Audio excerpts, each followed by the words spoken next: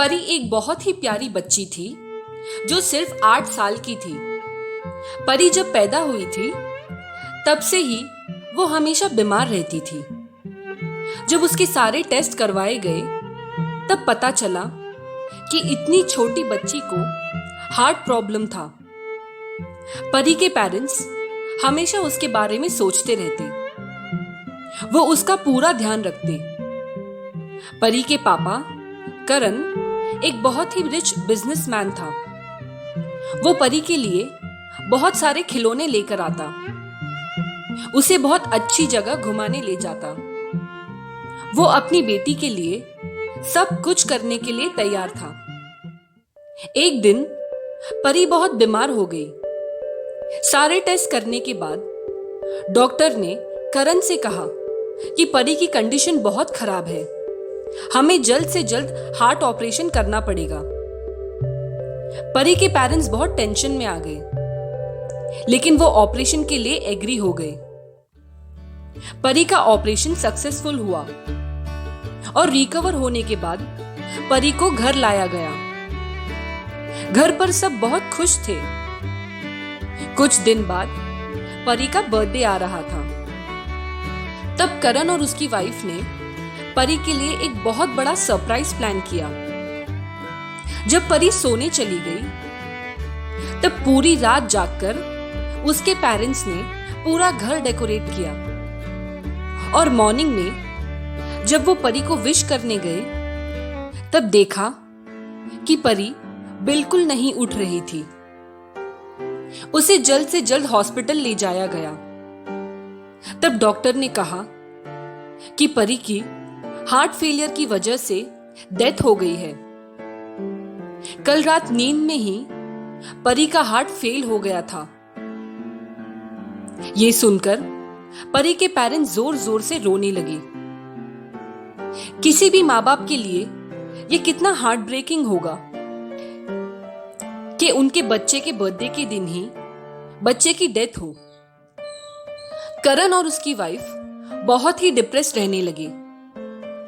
करण की वाइफ ने रोते हुए कहा, कितने खुश थे हम सब, ऑपरेशन के बाद लगा सब कुछ ठीक हो गया है। लेकिन करण को भी घर पर हर जगह परी दिखाई देती। एक रात करण नींद में जोर से चिल्लाकर उठा और बहुत रोने लगा।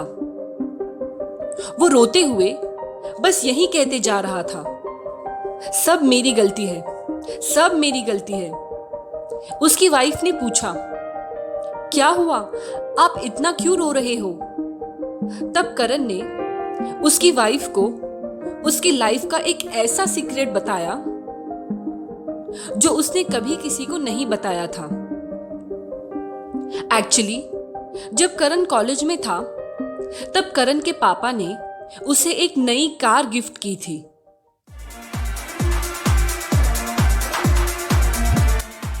रात में फ्रेंड्स के साथ पार्टी करने के बाद जब वो घर जा रहा था तब पूरा रोड खाली था और सिग्नल रेड होने पर भी करण ने गाड़ी नहीं रोकी।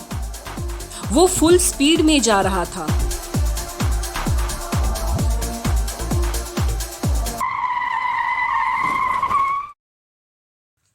और इतने में एक रोड क्रॉस करती हुई लड़की को उसने टक्कर मार दी। वो लड़की वहीं रोड पर जोर से गिरी। उसके सर से बहुत खून बहने लगा। ये देखकर वो बहुत डर गया। रात का टाइम था, वहां आसपास कोई नहीं था, ना ही उस टाइम पर कोई सीसीटीवी कैमरा हुआ करते थे।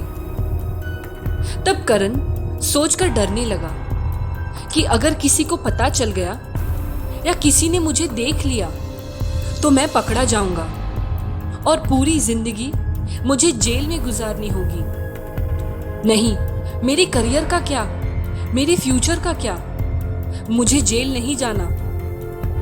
और डर के मारे करण उस लड़की को वहीं छोड़कर वहां से भाग गया।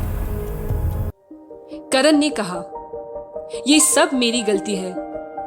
मैंने जो किसी और की बेटी के साथ किया, उस गलती की सजा मेरी बेचारी बेटी को मिली, जिसकी कोई गलती नहीं थी। मुझे आज पता चल रहा है उस लड़की के पेरेंट्स को भी कितनी तकलीफ हुई होगी।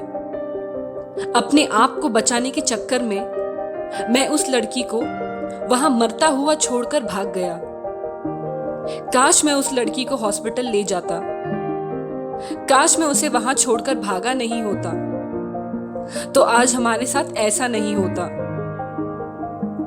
उसे समझ आ रहा था कि जिस तरह से वो अपनी बच्ची के लिए तड़प रहा था, ठीक उसी तरह से उस लड़की के पापा को भी कितनी तकलीफ हुई होगी। करण की वाइफ ने उसे काफी समझाया, लेकिन वो पूरी रात रो रहा था। उस दिन के बाद से करण एकदम शांत रहने लगा। ना वो किसी से मिलता, ना बात करता। उसका बिजनेस भी लॉस में जा रहा था, लेकिन अब ना उसका काम में मन लगता, ना जिंदगी जीने में। वो बहुत गिल्टी फील कर रहा था। वो बस उस सी बीच पर जाकर बैठता जहां वो परी के साथ खेलने आया करता था। कई बार हमारी गलतियों को हम भूल जाते हैं, लेकिन कर्मा कभी किसी का एड्रेस नहीं भूलती। भले ही थोड़ी देरी हो, लेकिन हमारे अच्छे और बुरे दोनों कर्मों का हिसाब मिलता है।